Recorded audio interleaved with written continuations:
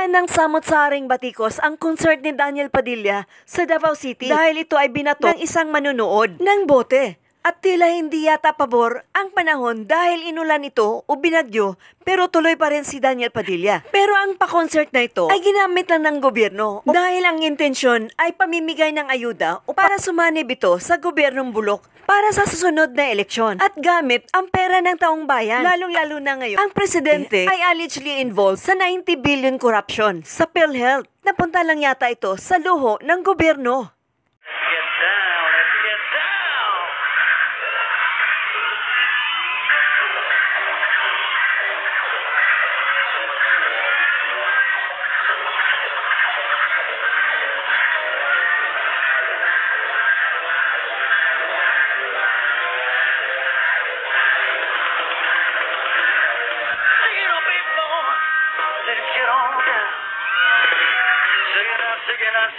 Sige na. Oh, sige na, people. Let's get on down. Sige na. Sapagkat ang upo mo, nakarinig ka ng tugtugan. Sige na, syukyugan. Huwag pa nang tugtugin, nangangati ang tarampakan. Sige na, syukyugan.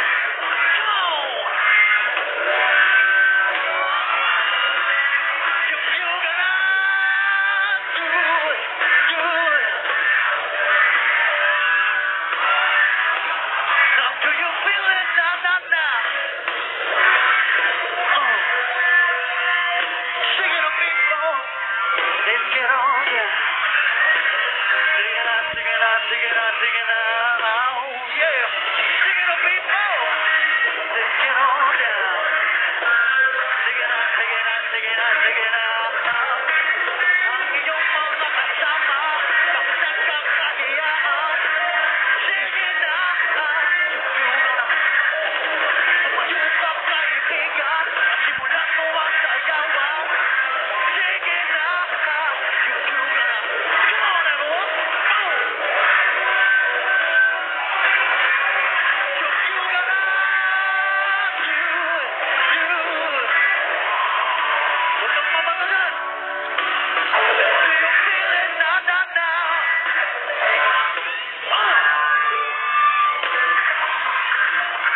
Sinamamato ng tono dyan. Tigilan mo yan.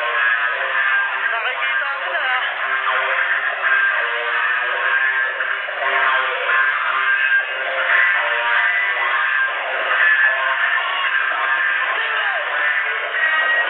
Kamusta lahat? Is everyone having fun? Maraming salamat sa pagnood, guys. Wala na. At sa lahat ng mga pinanood din sa live, sa lahat ng artists. Thank you very much, guys.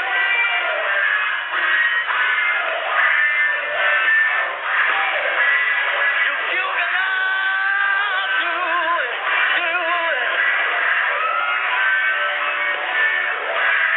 And I just feel it now. Sing it up, people. Let's get on. Sige na. Oh, sing it up, people.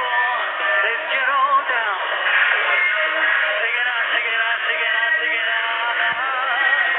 Sige na. Sing it up, people. Let's get on down. Sige na.